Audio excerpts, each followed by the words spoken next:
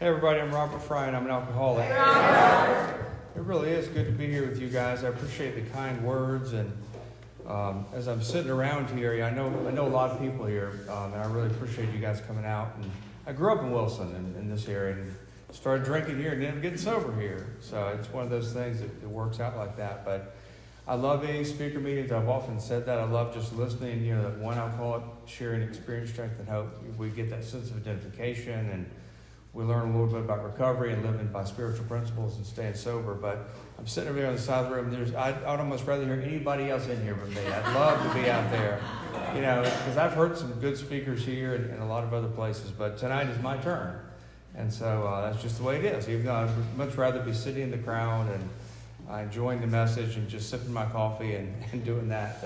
It's my turn tonight. I mean, I've probably heard my sponsor speak, and Paige and a bunch of you guys here, Broken Feather, a bunch of times, I mean, I don't know how many but hundreds certainly between all of you. I don't think it's thousands probably, but it seems like that sometimes maybe. But I've heard a lot of you a bunch of times, and I always enjoy it. And so grateful, appreciate you guys coming out here and being here. So my sobriety day is April 2nd, 1997, and so it's coming up quick. In fact, Paige was thinking about maybe violating an AA rule and giving me a chip early tonight. But no, I don't think he's going to do that. And they don't give out chips here either. They have to break two rules. Give out chips and give one early. But it is coming up, and I'm very grateful that it's coming up one day at a time in a few days here. I have 27 years. My home group is the Cleveland 12-Step Group, which meets on Wednesday nights at 7 o'clock. And it meets at what they call the Cleveland School area of Johnston County. And if you don't know where that is exactly, that's okay. It's where 40 and 42 cross each other is probably the better reference point. It's just a couple miles from that point on, right off I-40, just south of Raleigh, really. So if you guys are ever in the area, come out and see us. It's an excellent group. I joined that group just about 2 years ago, and I've been really grateful to be a member there. It's an active bunch. It's a bunch of alcoholics that want to go a little further with their sobriety, kind of want to look up a little bit and be a little more active. In fact, we've all tried to sort of take it on ourselves. A lot of you have been doing this for a long time, but I have not. Some of the people around me maybe have not quite as much, but we've tried to make it a point to go visit. When one of us is speaking, we try to travel and go hear that speaker. And if your group's having an anniversary, we try to come to your anniversary. And there's a lot, it's fun to do that stuff. For a long time, I just kept my head down in my home group, which was the Willow Springs group for a little over 20 years, and was an active member there and did a lot with that group. But it's nice to kind of look up and do a bit more. And that stuff was always available to me. I just didn't do it until more recently. I mean, I was a committed member of my home group, and I did service work in prison and stuff, but I'm doing it. Anyway, I think I have benefited from it. I think that group has benefited from it. I was all trying to be a little more active. Maybe it doesn't exactly sound right to say this, but more active socially in AA. It's not exactly the point of that, but it's a way of saying that in terms of visiting other groups and participating in their workshops and that kind of thing, and going to retreats and conventions. So it really is good to be here. We were at a meeting on Monday, and we had a lot of fun with that too. But I do want to say a couple things here. I've got a lot of history here. Anytime I come to Wilson, Rocky Mountain, I live down in Harnett County now, which again is just south of Raleigh, out that way, kind of between Raleigh and Fayetteville. But I grew up in Wilson. My parents were here. I went to high school, graduated from high school here, and went off to college and drank as much as I could stand, and then came back home with no credits at all. Right back home. And I was as shocked as anybody, because I had big plans to go to college and to both sort of get back to my studies. I always liked being a student. I've been a good student, and I like being a student. And I thought I would recommit to reading, doing work, and writing papers. But I would also take advantage of the college lifestyle and drink. In a college town, you can drink around the clock, and it doesn't even look all that weird. You do that here in Rocky Mount, and too many nights in a row, it really looks weird. But on college campus, you can find a group of people that'll run with you a few nights like that. And so that's what I did. But I left there with the clothes on my back with no credits at all, and just absolute disaster. I could not believe that what I thought was a geographic cure, moving towns, being around new people, it would be different. My drinking would straighten out, and I would be able to drink and have fun. but it wouldn't take over my life like it had done even in high school. And so that didn't work out. But I did. I landed back here on Mom and Dad's couch, and I proceeded to drink secretly around their house for roughly a month. And they didn't exactly know what to do with me, and so they made a strong suggestion that I go to a treatment center in Raleigh if I wasn't going to get sober on my own or go back to college or do something else or work. I wasn't doing anything but laying up, sleeping all day, and then I'd wait for them to go to bed at night, and I'd pull those bottles out and drink. And, it's easy for our minds sometimes to glamorize what drinking was like. But when you're in that kind of situation or whatever your situation was at the end, there was no more glamour in that. I'm hiding bottles around my parents' house, pulling them out from under the couch and the closets and all kinds of stuff, and drinking to pass out and then sleeping all day. So that's how just about the very end of my drinking was, and so it certainly wasn't much fun. It was really the kind of drinking that we get to that it shocked even us. I never thought I'd get to the point where I needed to take a drink to sleep at night. But if you drink enough days in a row and you pass out every night, those nights that you don't drink enough to pass out, your mind starts racing. And so I'd gotten to that point. So anyway, but it is cool to come back here. I landed, after I got out of that treatment center, I landed in the principals group of Wilson, which the roots of that are now in the primary purpose group. That was pointed out to me, and I was aware of that. But the principals group itself is no longer around. But many of you were members there, and some of us got sober there. But I'm grateful for that group. And so some of the men and women, there's 3 people. This is just a piece of personal history, and I'll just share it because it means a lot to me. It may mean something to someone else, but there's 3 people in this group tonight that were at my very first AA meeting over 27 years ago. It's pretty cool, there's nothing magic about that or particularly special, but it means a lot to me. It was Steve and Sandy and Paige were there, and so I gave Paige credit for this, and I don't want to give him too much credit. I don't want things to go to his head, but he's a good guy, and he's meant a lot to me over the years. But I got sober in that group. I played around with AA a little while, trying to find a way to drink on my own and to kind of do things on my own, and finally had a car accident, and made a determined decision that I would go back to the principals group, which had a Saturday night speaker meeting just like this, except it was on Saturday, and I asked one of those men to be my sponsor. But I ended up getting sober, and I'll talk about that more later. But as I was back at my parents' house, I've been sober. I think I was married, so this would have been 2002, 2003. And I was just sort of rifling through some drawers in my old bedroom, and I pulled out an old meeting schedule from the Wilson area at that time. And there were a bunch of phone numbers on it from people. Because, the principals group, Wilson is like this group, and like a lot of groups that we go to. If you're new, you're going to get swept up in that. We might miss you momentarily, but we're looking for you as a new guy or a new woman. And we're going to try to get you some help, And I'm so grateful that group was like that. Because part of me did want help, but part of me also did not want help. I was in that real state of, do I really need to quit drinking or can I find a way to keep drinking? I really just wanted to get out of trouble if I had to tell the truth about it. Quit feeling, so crazy. And it seemed like every time I would drink, it would just spiral out of control. And I just couldn't stop it from doing that. So, but anyway, on that meeting pamphlet, and I think I kept it. I hope I can find it again. I've moved a couple of times since then. But on that meeting pamphlet, this time we didn't have cell phones. Broken Feather probably had the most advanced cell phone at that time, working for Alltel and Verizon. But they weren't very good. He didn't give them out a lot, this was like 1996, 97. But Paige put down his home number and his work number on there. It was just one of the, I don't think I saw it when it was new, when I could have benefited from those phone numbers. I don't remember necessarily looking at it, but years later, as I'm sitting there in my parents' house, it meant so much to me to see those list of names and phone numbers, and that someone would think enough of some weird newcomer that wandered into their group to give them their work number. I didn't call his work, but that might have been a little awkward, Tried to get through the switchboard, and, I'm a guy who needs help with my drinking. Now, Paige, his company was glad he was sober. I've learned that since then. And they knew about his recovery and his AA membership and all that. And so that's why he gave his work number out. So, but I suppose he's still, he's still trying to catch newcomers. But I was a guy who benefited from that. And just real grateful they swept me up in that kind of enthusiasm. And so sometimes I get kind of weird in the structure of my talk here, but I think the one thing that happened for me, I love to drink. I was just thinking about this recently. Back when I got sober in April 2nd of 97. But I was someone who always wanted a stronger drink. I wanted to drink more. You know, if I could look back on my drinking and my behavior, I always wanted more. You know, it didn't always get me in trouble the first few years, but really in about a 5-year period, and I can't explain this, and I don't know why it is, I went from a guy who could take a drink on the weekend and have a little bit of fun and leave it alone to a guy who drank every single day. And that was even before I graduated high school. So my drinking and my life was very much spiraled out of control even before then. And but what it made me think about was I used to, at that time, they came up with those ice beers, right? And I learned pretty quickly they had a higher alcohol content. So I would always get a little 32-ounce Ice House was what I would do.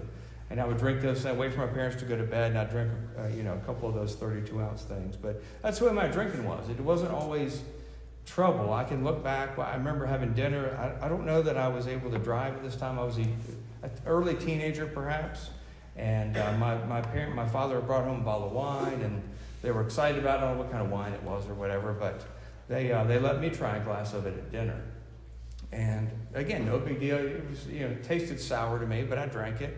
And as I'm sitting there eating, I caught a little buzz, And I thought, oh man, I really like that. I could feel that, and I immediately recognized it was that glass of wine. It was, not what I was eating or anything like that. And this just gives you a glimpse of my early drinking. Again, my drinking was not out of control. I don't know, you would classify me as an alcoholic at this time. But my mind immediately gave me the suggestion as we're cleaning up the dinner table to offer to take that bottle of wine and put it back in their closet where they kept their liquor and their wine, actually. Because I knew if I got around the hallway and the cabinets, I could turn that bottle up and get more out of it, without them knowing. And again, I was not in problem drinking at all at that time, but I think I had that phenomenon of craving the book talks about. That once I had that glass of wine, I wanted another one. Now, at that time, I was able to leave it alone. I didn't, drink, habitually day after day at that point. But a couple of things like that just remind you of sort of where my alcoholism started. And so I'm not here on any kind of moral grounds. I mean, I love drinking. I love the way that made me feel. And I just chased that feeling. And I think for me, as I look back in terms of what I did, I knew that if I could take a drink on a Friday or Saturday night and catch a buzz and get drunk and feel good, that fear would just melt away. My inferiority would just melt away.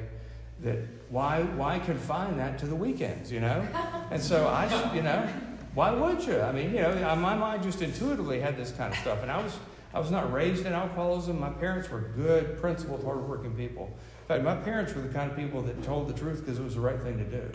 They would go to work because it was the right thing to do. They would, if they messed up something, they would make it right. They paid their bills on time, like the good people, and they certainly didn't deserve what I ended up doing to them with my drinking. And my brother as well. He came along a few years behind me and just absolutely devastated that home.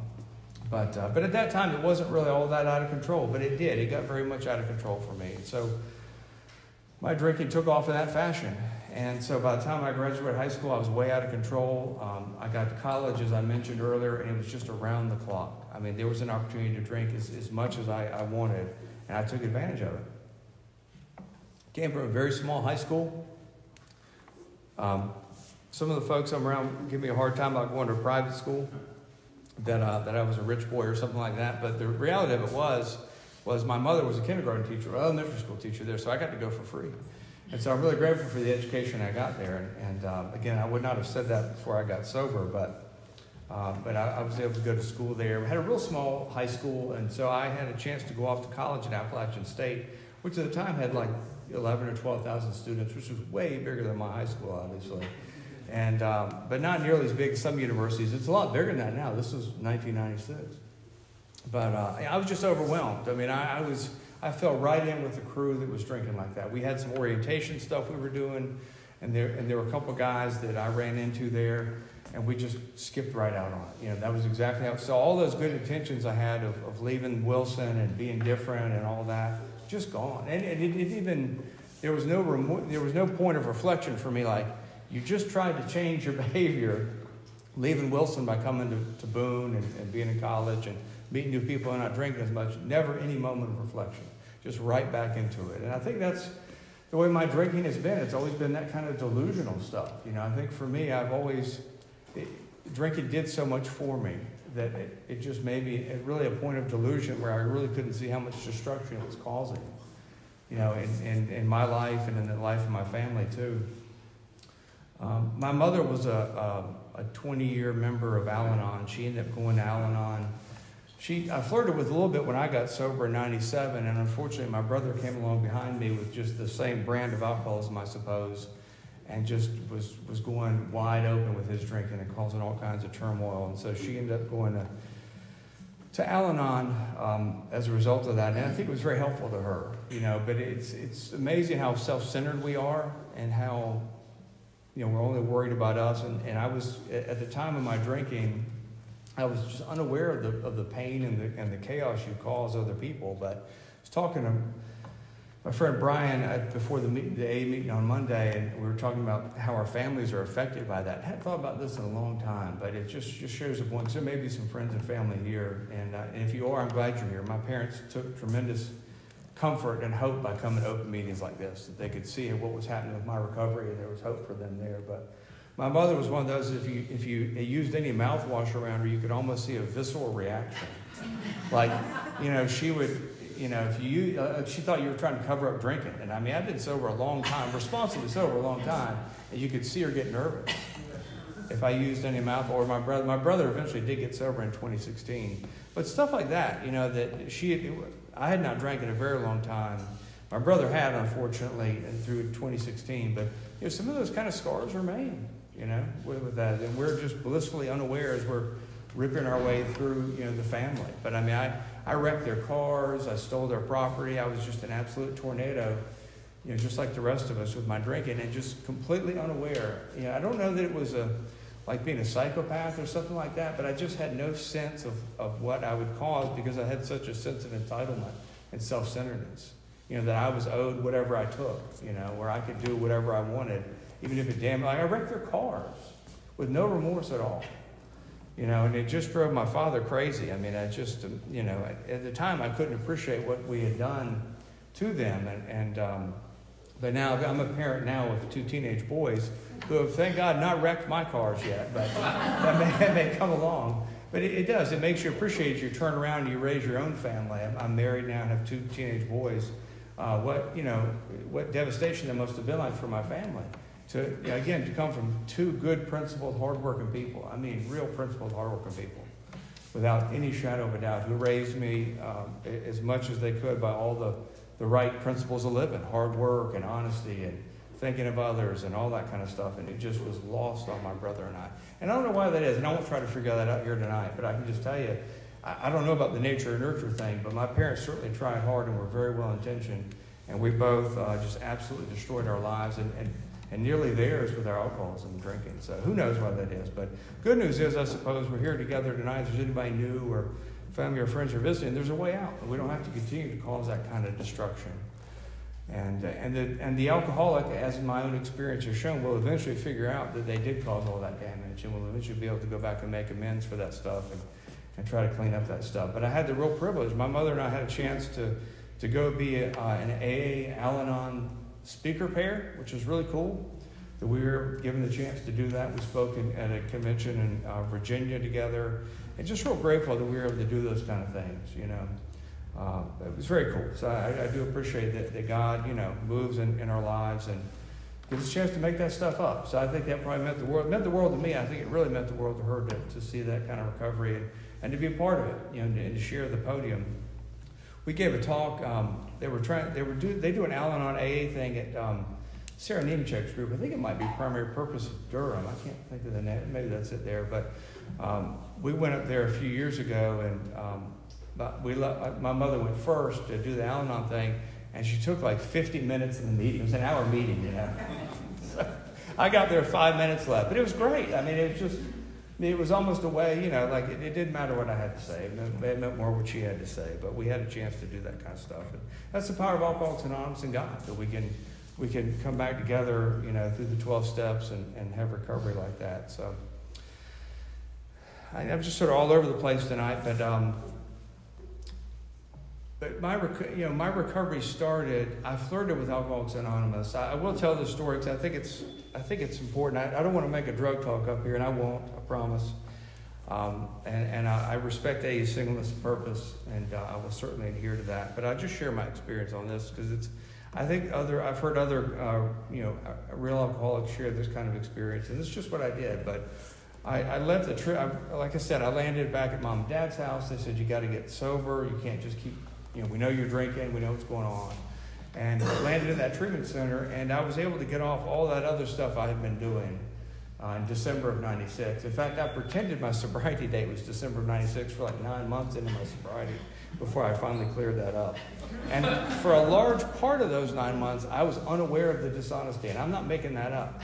Like, I was in a delusional state, and then I can tell you when that honesty moved on me, within 3 days, I would have either drank or gone crazy if I hadn't told somebody the truth or told my sponsor the truth. But that's just how crazy our dishonesty can be, how deep that dishonesty can be. But anyway, I got off all the other stuff in December of 96, and here I am. I was 18 years old when I left that treatment center. And I thought, how can I be an alcoholic at 18 years of age? You can make an argument that you ought not to be an alcoholic at 18 years of age. Legal drinking age, even then, I'm not that old, it was 21. It wasn't 18 at that time like it was for some of you, maybe.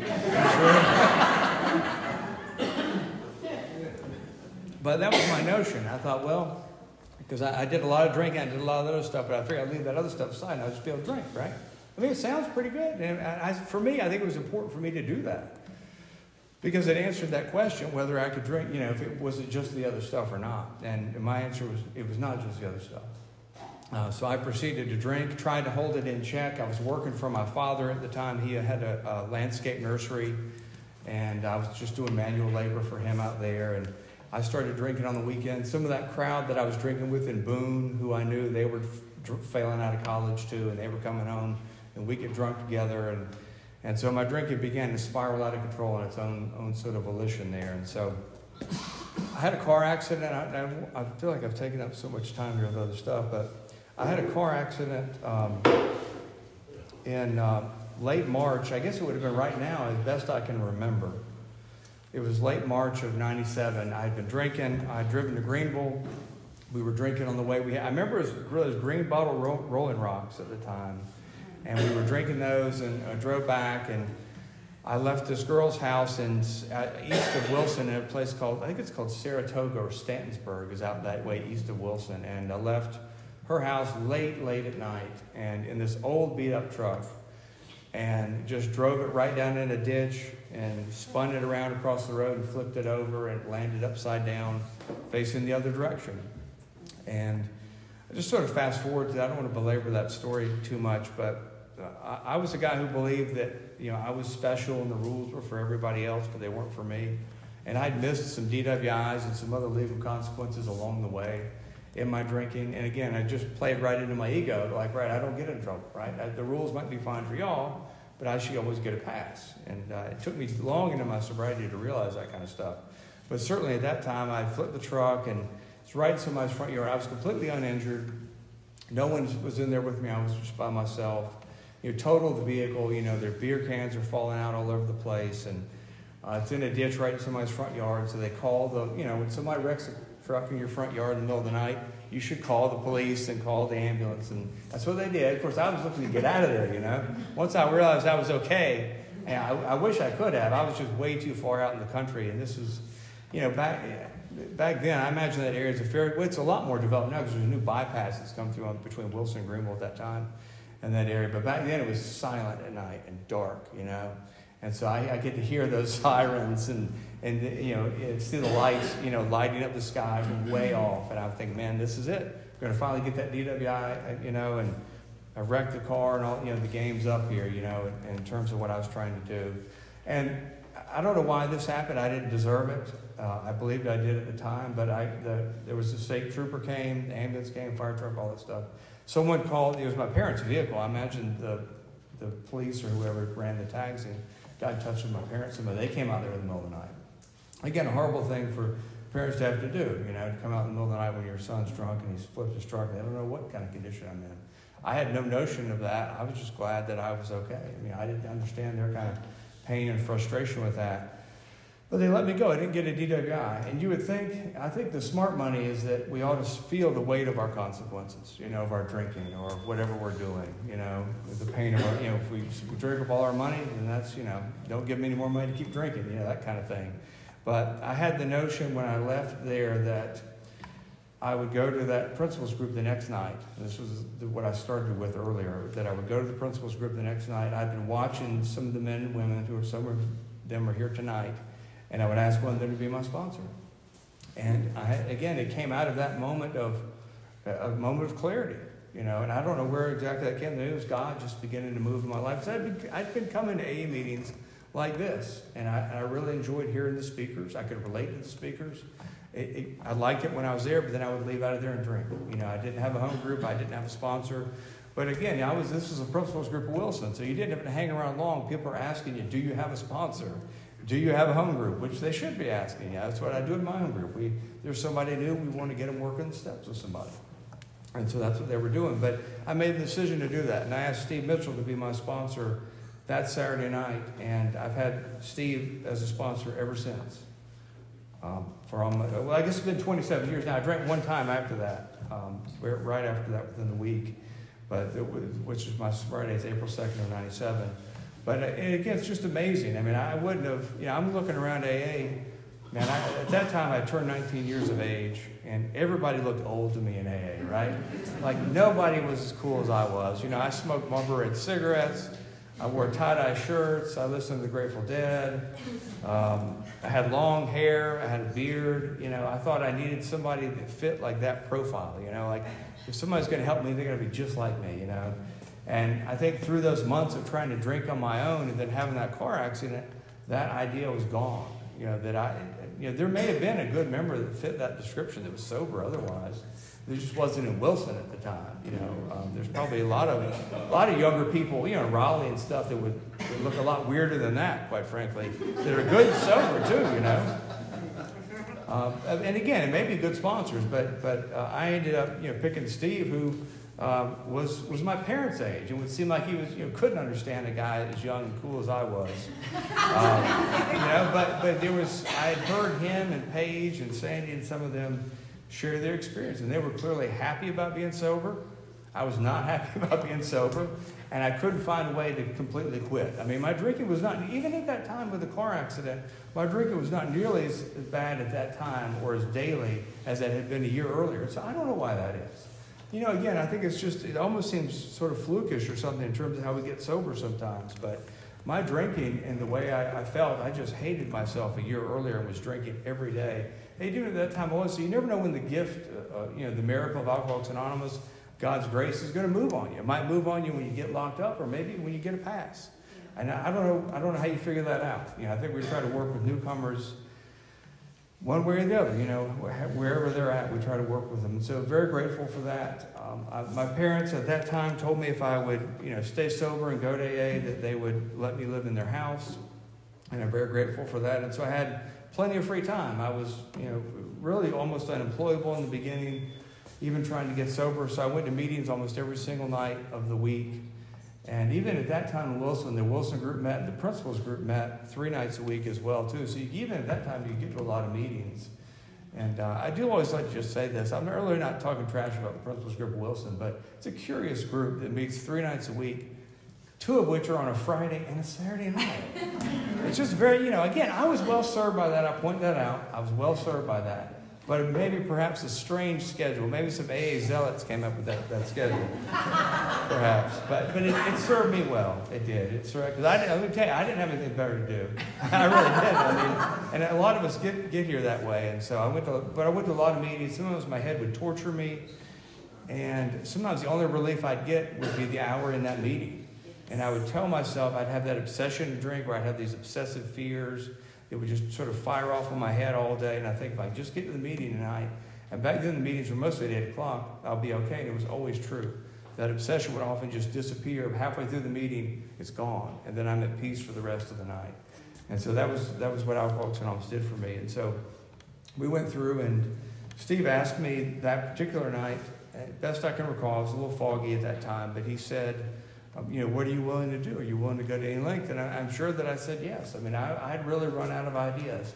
Even though my drinking in my life wasn't as bad at that moment as it had been even a year prior, I was willing to do anything. And so that's what we did. We started working the steps, and we read the big book together and went through it. and had that experience. And so I went through and worked began making amends that summer with my family, and had an opportunity to go back to college in the fall of that year. And I told you, honesty moves slowly for me. At this time, I'm lying about my sobriety date. I don't know I'm lying, consciously lying about it, but I'm telling everybody that I was sober when I left that treatment center in December of '96. And so it looked like I went off to college with about 9 or 10 months of sobriety. Really, I only had 3 or 4 or whatever it was. It wasn't much. But I was a guy who understood that I'd been given a chance and really blown it the first time and really wanted to stay sober. I mean, I was in earnest about that. I mean, for me, I found what I was looking for in the bottle in Alcoholics Anonymous. I mean, I found even just those few short months of that summer, I knew I had a hold of something here way better than what I had drinking. Absolutely, without any doubt at all about that. And so my life had really changed, and I was in earnest about that. And so I went up there and scouted meetings around Boone. I had to live in the dorm again. Like I said, I didn't have any credits, so I was considered a freshman. And it's because I didn't have any credits, I wasn't anything. So I had to live they require freshmen, at least at that time, to live in the dorms, which I really didn't want to do, because the dorms can be an interesting place to live, for good or bad, for different things. But a lot of drinking, a lot of drug use sometimes, but not as much as you might think. When I was there the first time, you can bet, I mean, we got in all kinds of trouble, and people always had beer stashed in their closet or some kind of thing. And when I went back the next year sober, it was an entirely different experience. What looked like, what was full of drinking and full of partying. Now, there was some of that going on. There's no doubt. It goes on at any college campus in any town. But I had exaggerated that from my perception the first year. And so I went back and had a completely different experience, just an entirely different experience. And still went to meetings. I could walk to meetings. I didn't have a car that first year, but I could walk to meetings around the little valley there in Boone during the week and go to meetings. So I'm real grateful for that. And, I learned, kind of what to do with your classes. We learned that in Alcoholics Anonymous. If you chair in a meeting, you ought to be prepared for that meeting. You ought to know what the topic is. Maybe pick out some readings around the topic. Be prepared to lead the meeting and call on people or do whatever needs to be done. And so I treated my classes like AA meetings. Like if I had an assignment, I tried to do the assignment. They want us to read something, I tried to read the assignment. They want us to write something, I tried to write it. And I can tell you it's simple. I mean, I'm not any genius. I'm just as smart as anybody else here, I think. But it's a real recipe for success if you do your homework in college. And I did very well. Again, I'm not necessarily taking credit for that. I'm just saying you follow that kind of methodology and do what's asked of you and show up. I didn't skip class. I went to classes when I met, But just like we're taught here to come to our home group. If our home group meets, you ought to be at your home group. So I took those kind of principles into college and just had an entirely different experience. So I met my wife up there. I haven't worn a wedding ring in many years. My wife doesn't give me a hard time about it. I lost 3 of them. And gold got to be a lot more expensive than it was in 2001. We got married in 2001. I met her and I went back and we graduated together at App State. And we got married in July of 2001. But yeah, I kept losing wedding rings. And a men's gold wedding ring is way more expensive now than it used to be. So we just, after a while, said, well, we'll be fine. In fact, what actually happened, I'll just tell this real quick. The jeweler we were going to wanted me to wear a real tight ring so it wouldn't slip off. I said, I hate them. I'm never going to wear it. And guess what? I hate it and never wear it. So anyway, I was right about that. But I've been married. I've been married to Kelly now since 2001. We got 2 teenage boys, and those are really gifts of Alcoholics Anonymous and God that we have that. I can remember being in meetings like this. This group started in '99, right? So I can remember coming over here, but even in '96 and '97 when I first got sober, sometimes the only peace I would get, as I said, was sitting in meetings. But they're almost, in terms of a higher power, which I don't purport to understand today, or I've made some progress on that, but maybe not as much as I should have. But the peace and the sense of serenity that I felt like there was hope was when we would circle up and say the Lord's Prayer together. And even just sitting in the meetings like this sometimes, particularly in a discussion meeting, I would feel like a presence of a higher power that I can't really define. It sounds a little weird maybe, but I just had a sense that whatever was going on in that meeting amongst us, one alcoholic to another, even in the discussion meeting or speaker meetings, if I get a hold of whatever that power was, I'd be okay. And that remains true today, that I was able to get a hold of that power. And so I like it when we circle up and say the Lord's Prayer at the end of the meeting. I always get a sense of comfort from that. But as a newcomer, it meant a tremendous amount to me to feel like there was more. I knew you guys had a solution. It didn't take long going to meetings to understand that you guys had a solution.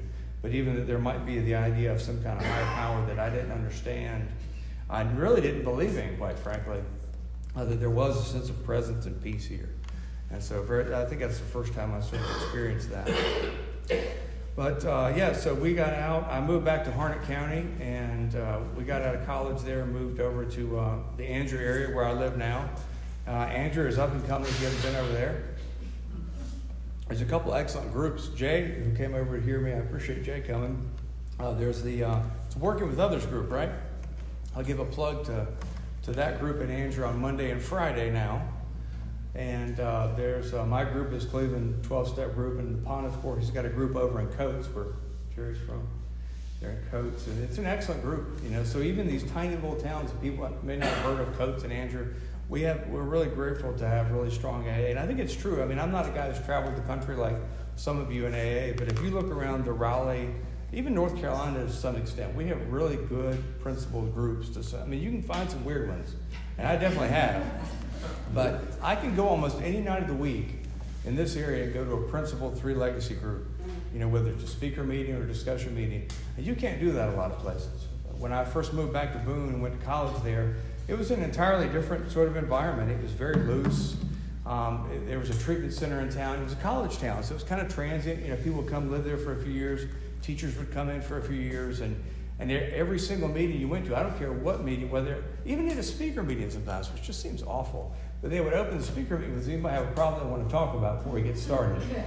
And I mean before a speaker, and then thank God no one ever took them up on that. You got a speaker here. That's just so that town was off in my opinion in that. But nevertheless, if you think about it, I really got sober sitting in those meetings. I made the best I could of it. They had book studies there, and if someone didn't bring a problem, then we would read the book. If someone didn't bring a problem, we'd study the 12 and 12 and that kind of stuff. So it ended up being some good stuff around there. But I did. I just had an entirely different experience, and I credit God and Alcoholics Anonymous, for that experience. I was the same guy who showed up the first time drunk and got exactly what I got, ran right out of town. And then I was the same guy that showed up the next time with Alcoholics Anonymous and God in my life and had an entirely different experience. So very grateful for that. Do want to talk sort of a little bit about, today. I think I had that, no one ever sort of tells us this. I don't think we tell anybody this, and I don't think anyone ever told me this, but I think I had a bit of an idea that, and I think there's a fundamental truth to this. I'm trying to find the right way to say this. If we come to Alcoholics Anonymous and keep AA first and keep our sobriety first, I do think we'll be fine and we'll have a chance to do anything else. It's been my experience. When I went back to college, there was some suggestion that I ought to, be more in earnest about my studies, and you give them a second chance to go back up there and do it. And my experience was that, and this is what some of the folks in this room told me, was that if I kept my sobriety first, I'd have a chance to get an education. And that's been entirely true for me. Because, if you think about that, my drinking, despite the best of my intentions, I've been sober a long time now. I have no desire to drink or take a drink. But I can assure you, it may not happen overnight, but if I started drinking again, it would get ugly pretty quickly. I'd be trying to hide it, and that kind of stuff. But it would get way out of control. And I can assure you, if I'd gone back to college and neglected to go to AA and not been concerned about getting to meetings, not been concerned about having a home group, and started drinking again, because there were certainly ample opportunities to drink at that where I was at. But because of Alcoholics Anonymous, I didn't want to, Sometimes you walk into a dorm room just full of weed smoke. It was just crazy, just like overwhelmed by it. And that's the kind of stuff, had I not been responsibly sober, it could be a very dangerous place to be sometimes, So anyway, but I had a great experience up there. It just goes to show you don't know everything in sobriety, but Paige was giving me a hard time. I wore a jacket. I said I wasn't sure I was required to wear a tie. Brooklyn said I shouldn't have worn a tie. The jacket was fine. But he pressed me to wear a tie if I wanted to make a talk tonight. So I actually brought 3 ties so you can pick them out. I did. They're over there on the table, so you can pick them out. But I did. I learned a lesson. Sometimes we get sort of full of ourselves in AA and think we've arrived or something. But I was asked to speak at a prison one time in Avery County for Bill and Mickey Price. I don't know if they're still around or not, but they were good members up there in the Grandfather Mountain, Linville area. And I showed up in what I thought was a really nice-looking Grateful Dead tie-dye. For me, it was a good-looking tie-dye, I thought, And I was wearing cargo shorts. And they had a bleach stain on. It was the left side. But I thought it was a cool-looking bleach stain. So I would wear the cargo shorts like that. And, of course, I was wearing Birkenstocks, Of course, I had long hair and a beard. Now, I was responsibly sober. I really was. I was sober 2 years. I just didn't look like it. And so I'd like to publicly shame myself and bring that up when we talk about looking sober behind the podium. Because I don't think we got to go all out for every talk we make. I mean, that's an individual kind of thing. But they wouldn't let me in the prison that night. And they shouldn't have. I mean, they didn't know me. I mean, I looked like I was trying to smuggle a bag of weed in, I wasn't, but so that was a cold, awkward ride, 45 minutes back to Boone with a couple of that AA bunch I was in there with, because we couldn't go in. Well, 2 of them went in, and the one guy drove me back to Boone and missed the meeting. So, but you learn painful lessons like that. So, because it sounds like it's all orderly and you figure everything out, but my experience has been I have not figured everything out. There have been weird things in my sobriety. Some of it was self-imposed by me. Some of it was from the outside too. Life still visits us. And the point I was trying to make was that, problems are certainly going to come up. I think I had the idea that if I worked a spiritual program hard enough, it would almost eliminate problems. And I think, no one ever really said that, but what it means is that we can deal with those problems. And I've had long, long periods in my sobriety without any trouble, both, from the outside or from the inside. And I've had a few periods where my mind absolutely tortured me. Deep into sobriety, I think the trouble I get into sometimes is that I'll think, I had some tremendous problems with fear in 2012 and 2013, so much so that I wouldn't even make a talk. And it wasn't like people want me to speak every week, but I couldn't get from a podium because I feel like I was going to pass out or hyperventilate. All kinds of trouble like that. But the trouble that I had was thinking that I was sober too long, right? I'm sober too long to be this scared, or I'm sober too long to be having this much anxiety. I'm sober too long to be this angry at that person, But the reality is that maybe not, Maybe I got more progress to make. But thank God we've got a 10th step. We've got to continue to work with sponsors, because I continue to need that kind of guidance. And I've sponsored guys who, if you work with people at any length of time, there's a lot of people who have done so in here, both with me personally and guys I've sponsored. I mean, people are going to come to crisis points. I've sponsored guys through divorce. And that's just, I knew we were going to roll up our sleeves when that happened. And they temporarily lose their mind doing some of that stuff, even good members. I sponsored another guy who went through a major mental health crisis. And he was a solid citizen in Alcoholics Anonymous, fully involved here. And he absolutely had to have some additional help. I mean, there's no doubt about it. We ended up intervening sort of an emergency and went and met with him and tried to get him some help. But that, but thank God we're solid in the middle of AA. Because if I wasn't solid in the middle of AA and those kind of things happen, I've got no chance at all. My first thought is going to be a drink immediately. It's only going to make those problems worse. So anyway, I appreciate you guys being here. It is good to visit. I lost my parents a couple of years ago. They no longer live here at Wilson, and that was a major blow to me. But I appreciate the support of the men and women who were here. A lot of you came out to my mother's funeral, and then my father died shortly after that. So it does feel like family here, very much so. My parents were big fans of Steve and Paige and Sandy and some of you in here, and would often come to the open meetings. In fact, we had Steve at my house for Thanksgiving a few years in a row when he was single. I guess this was before you married Julie, I guess. Or maybe Julie didn't have him for Thanksgiving for all I know. I don't know. I think it was before you married Julie, but it was sometime around then. But thank God for Alcoholics Anonymous, and thank God for the men and women who have helped me. And again, my job today is just try to pass it on. And that's what I try to do, is help others. So appreciate you asking me.